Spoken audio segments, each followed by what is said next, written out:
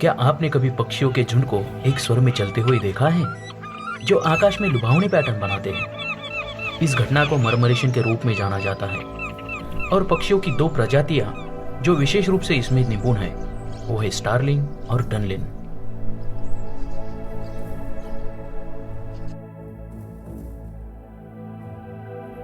स्टारलिंग्स अपने मर्मरेशन के लिए प्रसिद्ध है, जिसमें आमतौर पर आकाश में सिंक्रोनाइज पैटर्न में चलने वाले हजारों पक्षी शामिल होते हैं। एक मर्मरेशन के दौरान स्टारलिंग्स एक इकाई रूप में चलते हैं, आश्चर्यजनक आकार और पैटर्न बनाते हैं जो एक विशाल जीव की तरह दिखाई दे सकते हैं। डनलिन्स मर्मरेशन में भी सक्षम है, हालांकि उनके झुंड छोटे और कम जटिल होते हैं। डनलिन मर्मरेशन अक्सर समुद्र तटों के किनारे देखे जाते हैं, जहां पक्षी बड़ी संख्या में भोजन करने और बसेरा करने के लिए इकट्ठा होते हैं। इन पक्षियों के मर्मरेशन के सटीक कारणों को पूरी तरह से समझा नहीं जा सका है, लेकिन यह माना जाता है कि यह शिकारियों से खुद को बचाने और खाद्य स्रोतों और अन्य संसाधनों के बारे में जानकारी साझा करने का एक तरीका है। जो भी कारण हो, मर्मरेशन वास्तव में विस्मयकारी दृश्य है और प्रकृति की सुंदरता और जटिलता के लिए एक वसीयतनामा है।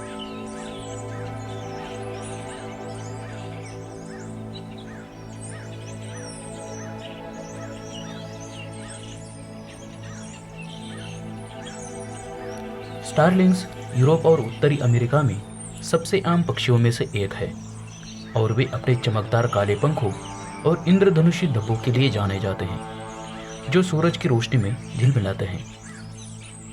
दूसरी ओर डनलिन्स छोटे समुद्री पक्षी हैं जो अक्सर रेतीले समुद्र तटों के साथ दौड़ते देखे जाते हैं। खाने के लिए रेत में रेंगने वाले छोटे जीव के लिए रेत की जांच करते हैं।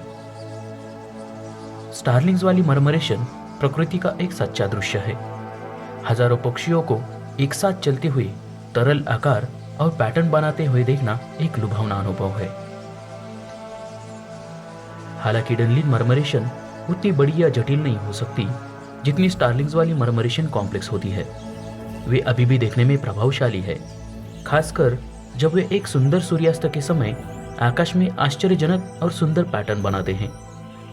ऐसा माना जाता है कि बाज और शाहीन जैसे शिकारियों से बचने के लिए ये पक्षी मर्मरेशन का पैटर्न अपनाते हैं। एक बड़े समूह में जाने से पक्षी भ्रम पैदा करते हैं और शिकारियों के लिए किसी एक पक्षी को निशाना बनाना मुश्किल बना देते हैं। वास्तव में अध्ययनों से पता चलता है कि जब एक शिकारी पक्षी स्टारलिंग्स का शिकार कर रहा होता है तो मर्मरेशन एक अधिक अनिश्चित और अप्रत्याशित पैटर्न पर ले जाएगी, जिससे शिकारी के लिए अपने शिकार को पकड़ना और भी कठिन हो जाएगा। इन विश्वसनीय प्रदर्शनों का कारण जो भी हो, मर्मरेशन प्राकृतिक दुनिया की सुंदरता और जटिलता की याद दिलाती है और वे उन आवासों और पारिस्थितिकी तंत्रों की रक्षा के महत्व की याद दिलाते हैं जो इन अद्भुत जीवों का समर्थन करते हैं।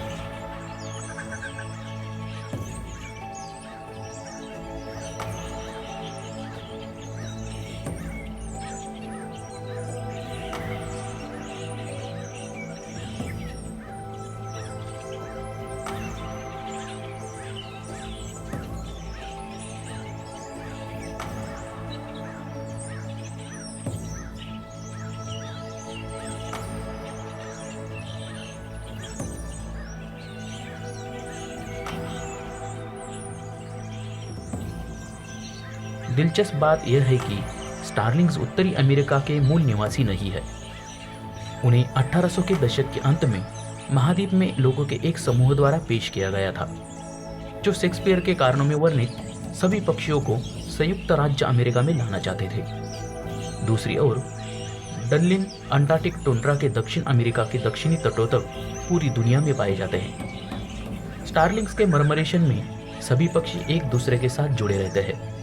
प्रत्येक पक्षी अपने पड़ोसियों की गतिविधियों पर पूरा ध्यान देता है और तदनुसार अपनी उड़ान को मैनेज करता है। दूसरी ओर डनलिन अधिक लाइन जैसे पैटर्न में चलते हैं। प्रत्येक पक्षी एक प्रकार की कोंगा लाइन में उनके सामने वाले पक्षी का पीछा करता है।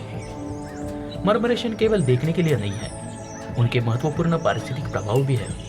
उदाहरण के लिए, जब पक्षियों का एक बड़ा झुंड एक क्षेत्र से गुजरता है तो यह पूरे परिदृश्य में बीज और पोषक तत्वों को वितरित करने में मदद कर सकता है।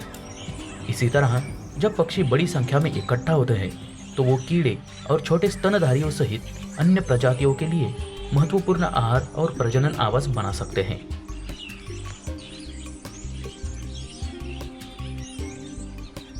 एक मरमरेशियन देखना एक अविश्वसनीय अनुभव है जो हमें प्राकृतिक दुनिया की सुंदरता और जटिलता की याद दिलाता है और इसे समर्थन देने वाले पारिस्थितिकी तंत्र और आवासों को संरक्षित करने का महत्व है।